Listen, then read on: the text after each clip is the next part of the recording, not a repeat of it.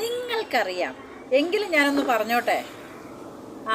ഒരു കസ്റ്റമർ എൻ്റെ അടുത്ത് വന്ന് ചോദിച്ചു, മാഡം ആപ്കാ പാസ് വൈഫൈ ഹേ?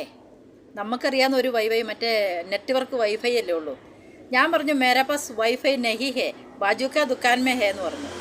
ഇവനെ ഞാൻ അടുത്ത കടയിലേക്ക് പറഞ്ഞിട്ടത് ഹാർഡ്വെയർ കടയായിരുന്നു. അവനവിടെ ചെന്നപാടെ എൻ്റെ അടുത്ത് ചിരിച്ചുകൊണ്ട് വന്നു. മൊബൈൽ എടുത്ത് ഇങ്ങനെയാണ്, ആൻറ്റി ഏയ്യേ വൈഫൈ. ഞാൻ ചമ്മിപ്പോയി. ആ സംഭവം എന്നായിരുന്നറിയോ? ഞാൻ നിങ്ങളെ കാണിച്ചു തരാം കേട്ടോ. എന്താ ഇതായിരുന്നു ആ സംഭവം. വൈഫൈ അന്വേഷിച്ച് ഞാനങ്ങ് ഇറങ്ങി. എനിക്ക് പ്രത്യേകിച്ച് നാണക്കേടൊന്നുമില്ല, എനിക്ക് അങ്ങനെ ഒരു കുഴപ്പമുണ്ട്. അറിയില്ലാത്ത സാധനം അറിയുന്നോടം വരെ ഞാൻ തേടി നടക്കും. പക്ഷേ ഞാൻ കണ്ടുപിടിച്ച ഒടുവിൽ നമുക്കും അറിയണമല്ലോ ഇവൻ ആരാണെന്ന്. ഇത് എന്താണെന്നറിയോ? ഇത് നൂഡിൽസാണ്. നേപ്പാൾക്കാരുടെ ഇഷ്ടപ്പെട്ട ഒരു വിഭവമാണിത്, വൈവൈ നൂഡിൽസ്. നമ്മുടെ മാഗിയും ഈപ്പിയും ഒക്കെ പോലെ തന്നെ. പക്ഷേ ഇതിന് വേറൊരു പ്രത്യേകതയുള്ളത്, ഇത് നമുക്ക് പ്രീ കുക്കിംഗ് ആയിട്ടും കഴിക്കാൻ പറ്റും, കുക്ക് ചെയ്യാതെയും കഴിക്കാൻ പറ്റും.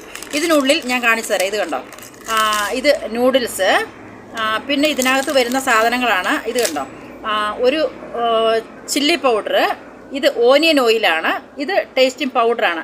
ഇതെല്ലാം കൂടെ ഇട്ട് മിക്സ് ചെയ്ത് നമുക്കിത് ക്രഞ്ചി ആയിട്ട് നല്ല ക്രഞ്ചി വിഭവമാണ്, നമുക്ക് കഴിക്കാൻ പറ്റും ഇത്.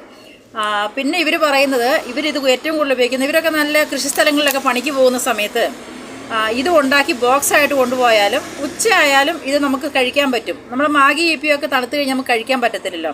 അതുകൊണ്ടാണ് ഇവരിതിനെ കൂടുതൽ ഇഷ്ടപ്പെടുന്നത്. നേപ്പാളിൻ്റെ, ഞങ്ങൾ ഗൂഗിളിലൊക്കെ സെർച്ച് ചെയ്താൽ കൂടെ കാണാൻ പറ്റും, നേപ്പാളിൻ്റെ ഇഷ്ടപ്പെട്ടൊരു പ്രോഡക്റ്റാണിത്, വൈവൈ നൂഡിൽസ്. ഇത് നിങ്ങളും ഒന്ന് വാങ്ങി കഴിച്ച് ടേസ്റ്റ് ചെയ്ത് നോക്കണം. ഞാൻ നോക്കിയതാണ്, നല്ല ടേസ്റ്റാണ്, നമുക്ക് ഇങ്ങനെ കഴിക്കാനും ഓക്കെയാണ്.